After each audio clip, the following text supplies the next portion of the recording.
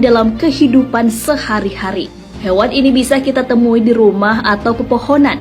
Dalam Islam, cicak biasanya diperangi karena hewan ini termasuk hewan pengganggu. Dan tahukah kamu ternyata cicak bisa dibunuh? Lalu ada fakta-fakta apa lagi tentang cicak dalam Islam? Temukan jawabannya dengan menyimak video ini dan tonton terus hingga akhir. Tentunya hanya di channel Islam Populer. Tapi sebelum lanjut, jangan lupa klik subscribe, like, dan lonceng notifikasi untuk mendukung channel Ibrahim. Kisahnya dimulai ketika Nabi Ibrahim dibakar hidup-hidup oleh Raja Namrud. Diceritakan pada saat itu ada dua hewan yang berperan pada kejadian tersebut, yakni semut dan cicak. Dalam cerita itu, semut dengan susah payah memadamkan api dengan membawa air di mulutnya. Kemudian seekor burung berkata mewakili keheranan semua binatang yang menyaksikan peristiwa tersebut. Tidak mungkin setetes air liur yang ada di mulutmu mampu memadamkan kobaran api yang sangat besar itu, sahut si burung. Namun kemudian semut menjawab, memang air ini tidak akan bisa memadamkan api itu. Tapi ini kulakukan, paling tidak semua akan melihat bahwa aku pihak yang mana. Di sisi lain, cicak ikut meniup api yang dibuat oleh Namrud agar semakin membesar. Memang tiupan cicak tidak seberapa, tapi dengan apa yang dilakukannya, semua tahu cicak ada di pihak yang mana. Al-Munawi dalam kitab Faidul Qadir mengatakan, Allah Subhanahu wa Ta'ala memerintahkan untuk membunuh cicak karena cicak memiliki sifat tercela. Sementara dulu dia meniup api yang membakar Nabi Ibrahim sehingga api itu menjadi besar. Nah, membunuh cicak.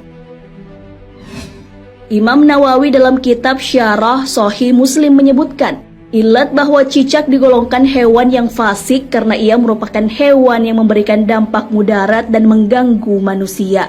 Beberapa hadis bahkan sangat menganjurkan umat muslim untuk membunuh cicak.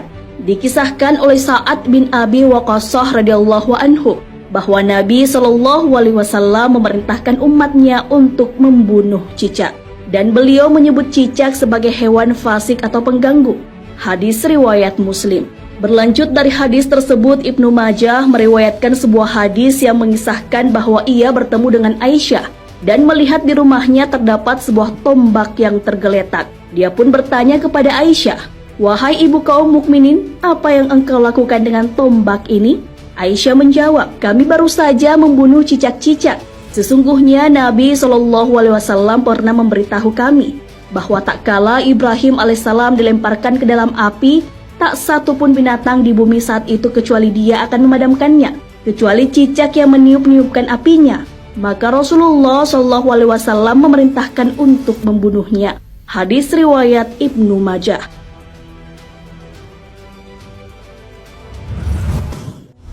Cicak dapat menyebabkan kusta. Kusta merupakan suatu penyakit yang biasa menyerang kulit. Penyakit ini bisa menyebabkan kecacatan. Namun ternyata cicak dapat menyebabkan penyakit tersebut. Badruddin Al-Aini dalam kitab Umadatul Qori menjelaskan bahwa hewan ini dapat menyebabkan kusta, sebagaimana dijelaskan dalam kitab tersebut. Sebagian ahli hikmah menuturkan, sesungguhnya cicak atau tokek bisa menyebabkan tuli dan penyakit kusta. Cicak tidak bisa masuk rumah yang di dalamnya ada minyak za'faran. Ia bisa menguning dengan mulutnya dan memutih. Dituturkan untuk cicak berukuran besar bisa meracuni dan membuat kulit kusta dengan cara meludahkan ke dalam wadah, kemudian manusia mengambilnya. Maka hukumnya makruh. Apabila menemukan garam, maka akan membuat lubang di dalamnya dan menjadikan zat untuk menghasilkan kusta sampai tidak keluar 4 bulan dan tidak makan apapun seperti ular. Cicak menyebabkan sakit perut. Cicak yang berkeliaran di langit-langit rumah terkadang membuat kotoran sembarangan. Tainya bisa jatuh ke lantai, mengenai badan, atau bahkan jatuh pada makanan. Dilansir dari halosehat.com, kotoran cicak mengandung bakteri E. coli yang menyebabkan sakit perut apabila masuk ke dalam tubuh. Bunuh cicak.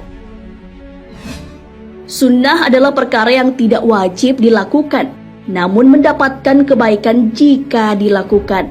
Dalam membunuh cicak pun sudah tentu akan ada kebaikan yang menyertainya. Mengenai hal ini, Nabi SAW menjelaskan, perihal pahala yang akan didapatkan dengan mengamalkan anjurannya.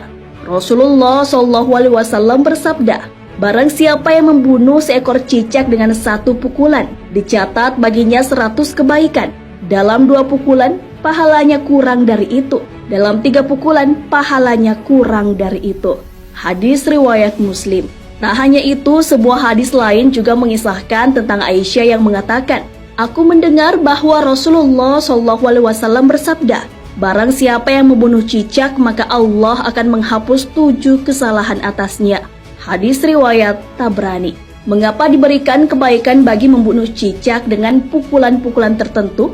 Imam An-Nawawi dalam kitab Al-Minhaj, Syarah Shahihi Muslim, menjelaskan bahwa anjuran membunuh cicak dalam hadis itu karena ia dapat menularkan penyakit.